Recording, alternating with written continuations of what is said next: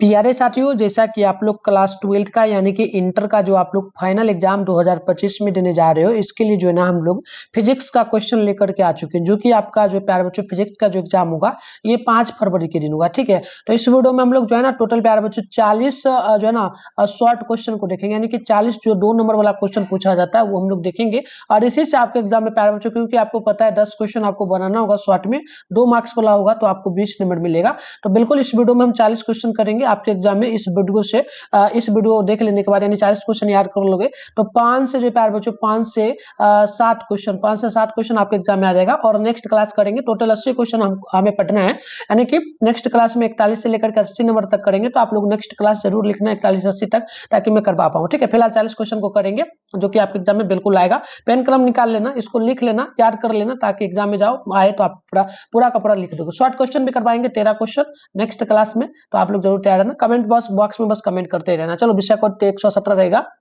देखो 20 क्वेश्चन आपको मिलता है शॉर्ट वाला में, 10 क्वेश्चन का जवाब देना होता है ना। 3 घंटा 15 मिनट का टाइम मिलेगा, 70 मार्क्स का एग्जाम। आइए स्टार्ट करते हैं जल्दी से इस क्लास को। तो चलिए बच्चों, यहाँ पर पहला क्वेश्चन आप लोग देख लीजिएगा। बोला कि लॉरेंज बल क्या है ना, तो बिल्कुल इसका आंसर लिख दीजिएगा कि जो है ना, जब कोई आवेशित कण ऐसे क्षेत्र में गति कर रहा हो जहां विद्युतीय और चुंबकीय क्षेत्र दोनों उपस्थित हो, तो आवेशित कण पर क्रियाशील कुल बल लॉरेंज बल कहलाता है। सिंपल सा इतना आंसर लिखना है। ये देखो इंग्लिश मीडियम में भी क्वेश्चन है और नीचे आंसर है यहाँ तक। तो जिनका इंग्लिश मीडियम होगा बच्चों, हिंदी मीडियम आपका है तो बस यही लिखना, इंग्लिश मीडियम होगा तो इंग्लिश में लिखना। ठीक है, चलो आगे बात करते हैं क्वेश्चन नंबर 2 का। ये हमसे बोला नाभिकीय संलयन और नाभिकीय विखंडन में अंतर बताए, तो लिखना है नाभिकीय संलयन, अंडरलाइन करके लिखना है कि 2 हल्के नाभिक को जोड़कर एक बड़े नाभिक बनाने की क्रिया नाभिकीय संलयन कहलाता है। नाभिकीय विखंडन दे करके आप लिखेंगे डैश देके, एक बड़े नाभिक को हल्के नाभिक में टूटने की क्रिया नाभिकीय विखंडन कहलाता है ना। आइए तीसरा क्वेश्चन को देखते हैं। पी प्रकार तथा एन प्रकार के अर्धचालक में अंतर बताना है। तो ये इंग्लिश में क्वेश्चन है, इसको नहीं लिखना, जिनका हिंदी मीडियम होगा उनको नहीं लिखना।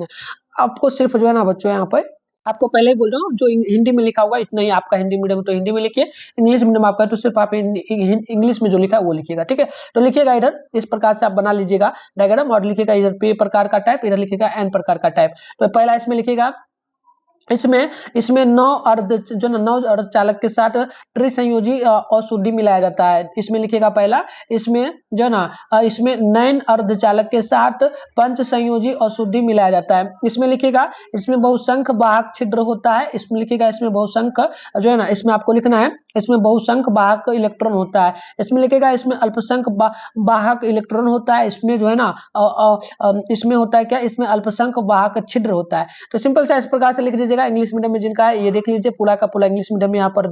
तो चलिए यहाँ पर हम लोग देख लेते हैं क्वेश्चन नंबर 4 को। हमसे बोला कि रंगिया विपथ त्रुटि कैसे कम किया जाता है। तो बिल्कुल लिख दीजिएगा, रंगिया विपथन को 2 समतल उत्तर लेंस का उपयोग करके कम किया जा सकता है। सिंपल सा। आगे 5वां नंबर क्वेश्चन बोला, प्रकाश का वर्ण विक्षेपण से आप क्या समझते हो। सिंपल सा लिखिएगा, जब श्वेत प्रकाश किसी प्रिज्म से होकर गुजरती है तो वह 7 अवयवी रंगों में विभक्त हो जाती है। इसी घटना को प्रकाश का वर्ण विक्षेपण कहते हैं। सिंपल सा लिख दीजिए। यहाँ पर ये देख लीजिएगा डायग्राम भी दिया गया है 7 रंग का प्रकाश के प्रिज्म का, है ना। चलिए आगे हम लोग देख लेंगे क्वेश्चन नंबर जो हमारा यहाँ पर 7 नंबर है। अगर आपको ये छोटा देखे क्वेश्चन तो प्यारे बच्चों इसको क्वालिटी बढ़ा लेना, 380 पे कर लेना, या फिर जो है ना 480 पे कर लेना, ताकि वीडियो आपको अच्छे से दिखे। सारे क्वेश्चन को याद कर लेना, है ना। चैनल वगैरह को अभी तक सब्सक्राइब नहीं, एक बार करके नोटिफिकेशन कॉल पे प्रेस कर लीजिए। वीडियो को लाइक नहीं करते बच्चों, एक बार लाइक भी करिए और शेयर कर लीजिए सभी दोस्तों में, ताकि उनको भी हेल्प मिल पाए, है ना। तो जरूर इतना काम करिए और नेक्स्ट क्लास करिए प्यारे बच्चों। हम जो पढ़ाएंगे आपके एग्जाम में ना आए तब मेरे को आप बताना, ठीक है। बिल्कुल आएगा 100%, जो पढ़ाएंगे वही आपके एग्जाम में टकराएगा। तो चलिए क्वेश्चन बोला छठा कि जो ना प्रेरणिक प्रतिघात क्या। तो उत्तर लिखेगा, जब प्रत्यावर्ती धारा परिपथ में कुंडली लगी रहती है उस परिपथ के प्रतिरोध को प्रेरणिक प्रतिघात कहा जाता है। इसका ऐसा मात्रक क्या होता है, इसका ऐसा मात्रक ओम होता है। ओम किस प्रकार से, इस प्रकार से भी लिखाता है।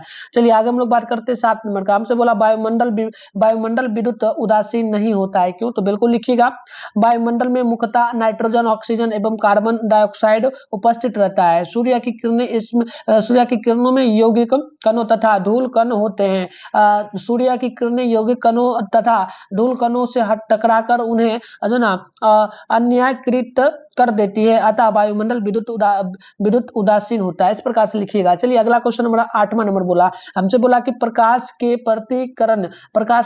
जो ना व्यक्तिकरण की शर्तें लिखे। ठीक है, लिखना है प्रकाश के व्यक्तीकरण के लिए शर्त लिखे, तो पहला लिख दीजिएगा प्रकाश के दो कला संबंध स्रोत होना चाहिए। दूसरा लिखिएगा प्रकाश स्रोत को एक वर्णीय प्रकाश स्रोत करनी चाहिए होनी चाहिए।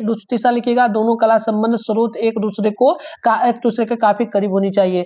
अगला क्वेश्चन हम यहाँ पर देखेंगे 9 नंबर है अल्फा कण के गुण लिखे, तो लिखिएगा पहला कि इस पर धनात्मक आवेश प्लस में 2 e⁻⁻1 के बराबर होता है। दूसरा लिखिएगा इसका भेदन क्षमता कम होता है। इसमें लिखिएगा इसका ये विद्युत तथा चुंबकीय क्षेत्र से जो ना निक्षेपित हो जाता है। अगला क्वेश्चन देख लीजिएगा 10 नंबर है आवर्धन तथा आवर्धन क्षमता में अंतर बताया, तो आपको लिखना है इस प्रकार से, इधर आवर्धन लिखना है, इधर आवर्धन क्षमता लिखना है। पहला लिखिएगा यह रेखीय आवर्धन है, इसमें लिखिएगा यह कोणीय आवर्धन है। दूसरा लिखिएगा यह प्रतिबिंब तथा वस्तु के आकारों का अनुपात होता है, इसमें लिखिएगा यह प्रतिबिंब तथा वस्तु द्वारा आंखों पर बना दर्शन कोण अनुपात होता है। इसमें लिखिएगा इसमें भी जो है ना इसमें आप लोगों को लिख देना है कि इसमें भी का मान बढ़ने पर जो ना बढ़ता है। इसमें लिखिएगा इसमें भी का मान जो ना बढ़ने पर घटता है। तो इस प्रकार से लिखेंगे। इंग्लिश मीडियम वाले बच्चे आप यहाँ पर देख लीजिए क्वेश्चन, ये भी है इंग्लिश में देख लीजिएगा। जिनका इंग्लिश मीडियम है उनको मैं दिखाते चल रहा हूँ, आप देख लीजिए समझते चलिए बस, है ना। चलिए छठा क्वेश्चन है स्वप्रेरण को परिभाषित कर, तो लिखिएगा किसी कुंडली का वह गुण जिसके कारण कुंडली में स्वयं अपने से प्रवाहित धारा में किसी प्रकार के परिवर्तन का विरोध करती है स्वप्रेरण कहलाता है। देखिए 12 नंबर क्वेश्चन है प्रत्यावर्ती धारा का औसत मान क्या है, तो सिंपल सा लिखिएगा वह नियत धारा जो किसी विद्युत परिपथ में निश्चित समय अंतराल में उतना ही आवेश की मात्रा प्रदान करता है जितना उसी परिपथ में प्रत्यावर्ती धारा के अर्धचक्र के द्वारा आवेश की मात्रा को प्रदान किया जाता है, प्रत्यावर्ती धारा का औसत मान कहा जाता है। आगे देखिएगा 13 नंबर क्वेश्चन है नाइज अर्धचालक एवं अपद्रव्य अर्धचालक में अंतर लिखे, तो लिखिएगा पहला इस प्रकार से, आप पहला यहाँ पर दिया गया है, ये हमारा दूसरा होगा, लिख दीजिएगा नौज अर्धचालक डैश देके लिखिएगा ये शुद्ध अर्धचालक को ही नौज अर्धचालक कहा जाता है। उसके बाद अपद्रव्य अर्धचालक में लिखिएगा जब शुद्ध अर्धचालक में थोड़ा सा अपद्रव्य मिला दिया जाता है तो इसकी चालकता बहुत अधिक बढ़ जाती है, इसे अपद्रव्यी अर्धचालक कहते हैं। चलिए आगे हम लोग बढ़ेंगे 14 नंबर की ओर। अब पोलेरॉइड का उपयोग लिखिए, तो लिखिएगा पहला इसका उपयोग धूप चश्मे में किया जाता है। इसमें लिखिएगा इसका उपयोग रेलगाड़ी की खिड़कियों में किया जाता है। तीसरा लिखिएगा इसका उपयोग कार तथा बस के हेडलाइट में किया जाता है। आगे देखेंगे आप लोग 15 नंबर क्वेश्चन को, हमसे बोला कि चालक की प्रतिरोधकता क्या है, तो आंसर लिखिएगा चालक का प्रतिरोधकता चालक की लंबाई आई के समानुपाती तथा अनुप्रस्थ काट के क्षेत्रफल यानी ए के व्युत्क्रमानुपाती होता है। फॉर्मूला के हिसाब से लिख दीजिएगा इस प्रकार से आर समानुपाती लिख दीजिएगा आई बटे में ए, और या फिर आप इस प्रकार से भी इसको लिख सकते हो, इस प्रकार से आर बराबर में पी आई बटे में ए, इस प्रकार से आप लिख सकते हो ना। और उसके बाद लिख दीजिएगा प्रतिरोधकता का ऐसा मात्रक ओम मीटर होता है। चलिए इंग्लिश मीडियम वाले बच्चे यहाँ देख लीजिए आप।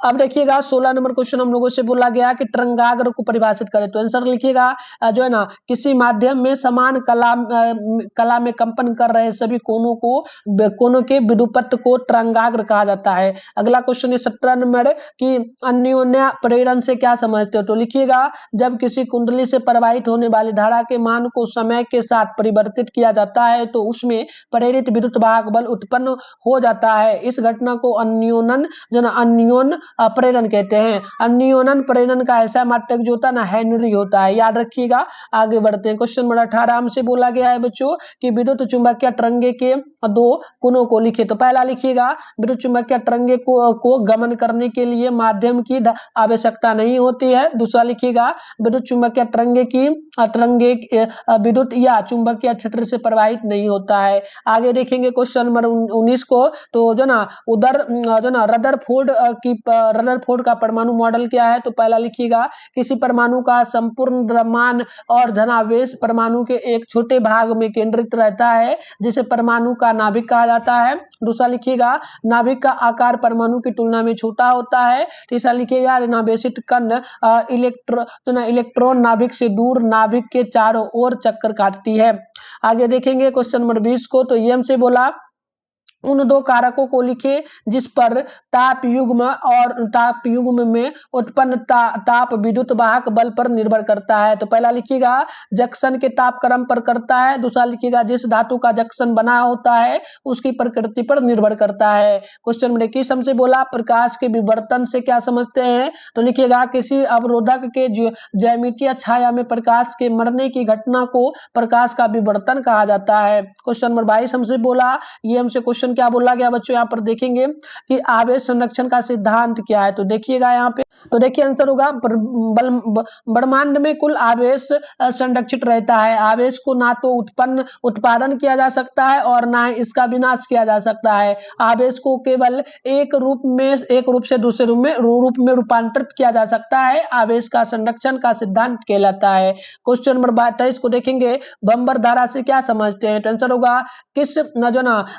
किसी धातु से संबंध चुंबकीय फ्लक्स में परिवर्तित होता है तो उसमें जो ना प्रेरित चक्रीय धारा या विद्युत वाहक बल उत्पन्न हो जाती है, इसे बम्बर धारा कहते हैं। क्वेश्चन नंबर 24 को देखेंगे, संधारित्र की धारा से क्या समझते हैं। तो लिखिएगा संधारित्र एक ऐसी युक्ति है जो बहुत कम जगह में बहुत अत्यधिक आवेश की मात्रा या विद्युत ऊर्जा को संचित रखता है। धारिता का ऐसा मात्रक फैराडे होता है, ध्यान रखिएगा। 25 नंबर क्वेश्चन है, बायोम तरंगे क्या है। तो लिखिएगा वैसे रेडियो तरंगे जो पृथ्वी के आयन मंडल के द्वारा परिवर्तित होकर पुनः पृथ्वी पर वापस लौट जाती है, बायोम तरंगे कहलाती है। क्वेश्चन नंबर 26 है, चालक की धारिता को प्रभावित करने वाले दो कारक को लिखे। तो पहला होगा चालक की धारिता चालक के क्षेत्रफल पर प्रभावित होता है। दूसरा लिखिएगा चालक की धारिता चालक के माध्यम से प्रभावित होता है। 27 नंबर है, चुंबकीय फ्लक्स की परिभाषा एवं ऐसा मात्रक लिखे। तो लिखिएगा एक समान चुंबकीय क्षेत्र में उपस्थित प्रेरण भी तथा अल्पांश क्षेत्र सदिश के अदिश गुणनफल को चुंबकीय फ्लक्स कहा जाता है। आप फॉर्मूला लिख सकते हैं, डी डेल्टा बराबर लिख सकते हैं बी डी ए, और यहाँ पर डी डेल्टा बराबर B D A cos theta लिख सकते हैं। देखिए चुंबकीय फ्लक्स का ऐसा मात्रक वेबर होता है, डब्ल्यू भी हम लोग कह सकते हैं, है ना। तो इंग्लिश मीडियम में भी देख लीजिए। चलिए आगे हम लोग बढ़ते हैं। अगला क्वेश्चन आप 28 नंबर को देखेंगे। तो बोला चुंबकीय विभव की परिभाषा लिखे। तो लिखिएगा किसी बिंदु पर चुंबक की इकाई उत्तरी ध्रुव को अनंत से उस बिंदु तक ले जाने में जितना कार्य होता है उसे उस बिंदु पर का चुंबकीय विभव कहते हैं। इसे भी द्वारा बच्चों यहाँ पर देखेंगे आप लोग, तो यहाँ पर देखिए इसे भी द्वारा प्यारे बच्चों सूचित किया जाता है। इसका ऐसा मात्रक एम्पियर बटे जूल या फिर एम्पियर मीटर होता है। आप दोनों होता है, तो ध्यान रखिएगा। चलिए आगे हम लोग जब बात करेंगे 29 का, पासवान सरणी से क्या समझते हैं। तो लिखिएगा जब इलेक्ट्रॉन उच्च कक्षाओं n बराबर 4, 5, 6 तथा 10 से निम्न कक्षा n बराबर 3 में लौटता है तो इससे प्राप्त श्रेणियों को पासवान श्रेणी कहा जाता है। यह श्रेणी अवरक्त भाग में प्राप्त होती है। बात करते हैं 30 नंबर का। तो बोला नेत्र की समंजन क्षमता से क्या समझते हैं। तो लिखिएगा नेत्र लेंस की आवश्यकता अनुसार अपनी फोकस दूरी को परिवर्तित करके प्रतिबिंब को रेटिना पर बनाने की क्षमता को आंख की समंजन क्षमता कहा जाता है। आगे देखिएगा 31 नंबर है, विद्युत अनुनाद को समझाएं। तो लिखिएगा किसी निश्चित आवृत्ति पर धारा आयाम के महत्तम होने की घटना को अनुनाद कहा जाता है। अनुनाद की स्थिति में परिवर्तित परिपथ की प्रतिबाधा मूलतः उसके प्रतिरोध के बराबर होती है। क्वेश्चन नंबर हमसे यहाँ पर बोला गया है 32 नंबर, आभासी नमन से क्या समझते हैं। तो लिखिएगा पृथ्वी के चुंबकीय या मुत्तर के अलावा किसी अन्य या मुत्तर में नमन कोण के मान को ही आभासी नमन कोण कहा जाता है। आभासी नमन कोण एवं वास्तविक नमन कोण में निम्नलिखित संबंध होगा। यहाँ पर आप लोग लिख सकते हैं 10 डेल्टा पर पावर 1 बराबर लिख सकते हो 10 डेल्टा और 10 थीटा। तो इस प्रकार से ये संबंध हो जाएगा फॉर्मूला के अकॉर्डिंग। आगे लिख दीजिएगा आभासी नमन कोण का मान हमेशा वास्तविक नमन कोण से क्या होता है, अधिक होता है। चलिए आगे जब हम लोग बात करेंगे 33 का, द्विधारी अंक पद्धति को समझाएं तो लिखिएगा द्विधारी पद्धति में दो अंक प्रयोग में लाए जाते हैं 0 और 2। चूंकि इस पद्धति में 2 अंक प्रयोग में लाए जाते हैं अतः इस पद्धति का आधार 2 होता है। जैसे कि 1000 1100 1 2 इस प्रकार से आप बढ़ाते जाएंगे तो इत्यादि इस प्रकार से हो जाएगा। तो यहाँ पर इंग्लिश मीडियम वाले देख लीजिएगा आंसर। नेक्स्ट क्वेश्चन की जब हम लोग बात करेंगे तो अगला क्वेश्चन हम लोगों से यहाँ पर बोला है 34 नंबर, सूक्ष्मदर्शी की आवर्धन क्षमता किस स्थिति में अधिक होगी। तो लिखिएगा कि सरल सूक्ष्मदर्शी की आवर्धन क्षमता का सूत्र m बराबर 1 + d में f होता है। इस सूत्र के अनुसार लेंस की फोकस दूरी f जितनी ही कम होगी लेंस की आवर्धन क्षमता उतनी ही अधिक हो जाएगी। बात करेंगे 35 नंबर का, कार्बन डेटिंग क्या है। तो लिखिएगा कार्बन डेटिंग का मतलब होता है कि किसी भी चीज में मौजूद कार्बनिक पदार्थों की आयु निकालना। यह पूरी तरह से वैज्ञानिक पर आधारित होती है। अगर किसी भी चीज की आयु को लेकर शंका होती है तो फिर इसी के माध्यम से इसकी आयु निर्धारित की जाती है। आइए बात करते हैं 36 नंबर का। 36 नंबर क्वेश्चन हमसे बोला गया, उदग्र ऊपर की ओर चुंबकीय क्षेत्र B में एक धनावेशित कण को क्षैतिज पूर्व की ओर फेंकने पर लगे बल की दिशा क्या होगी। तो आप इस प्रकार से यहाँ पर लिख सकते हैं आंसर में B बराबर में लिख सकते हैं B के I बराबर में B बराबर में लिख सकते हैं VI, कण पर लगने वाला बल यानी फोर्स और पार्टिकल लिख सकते हैं। F बराबर आप लिख सकते हैं Q गुने V गुने B इस प्रकार से। और फिर आप लिख सकते हैं F बराबर में स्मॉल q VI गुने V के और फिर लिख सकते हैं F बराबर स्मॉल q V गुने लिख सकते हैं I गुने के। फिर लिख सकते हैं आप यहाँ पे F बराबर स्मॉल q V गुने में -j। तो इस प्रकार से लिख सकते हैं। इसके अलावा और लिखिएगा, अतः कण पर लगने वाला बल की दिशा दक्षिण की ओर होगा जो वेग तथा चुंबकीय क्षेत्र दोनों पर लंबवत होगा। तो देखिए बच्चों आपको समझा दें, ये क्वेश्चन इंग्लिश में, तो इंग्लिश मीडियम वाले सिर्फ क्वेश्चन को लिखेंगे हिंदी में, और ये पूरा इंग्लिश मीडियम और हिंदी मीडियम दोनों वाले बच्चों को लिख लेना है।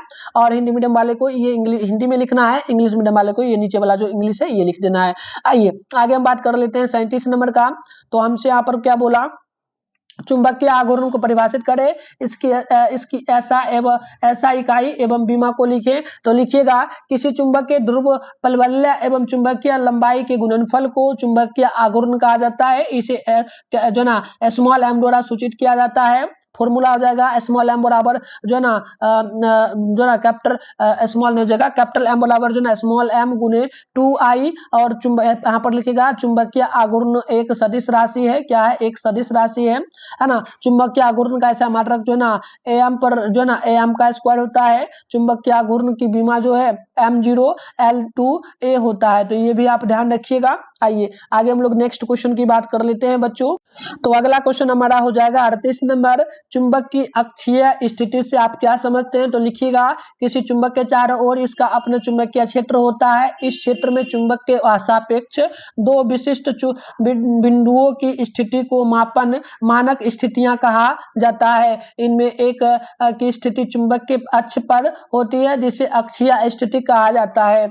आइए बच्चों हम लोग बात करेंगे 39 का, विद्युतीय विभव की परिभाषा लिखे। तो लिखिएगा एकांक धनावेश को अनंत से किसी बिंदु तक ले जाने में किया गया कार्य विद्युतीय विभव कहलाता है। इसे V द्वारा सूचित किया जाता है। आप देखिएगा विद्युतीय विभव V होता है, विद्युतीय विभव को V द्वारा सूचित किया जाता है। और विद्युतीय विभव बराबर होता है W बटे में स्मॉल q होता है ना। और फिर लिखिएगा विद्युतीय विभव एक अदिश राशि है और जिसका ऐसा मात्रक विद्युतीय विभव का ऐसा मात्रक कूलाम्ब जूल बटे कूलाम्ब होता है। तो इस प्रकार से ध्यान रखिएगा।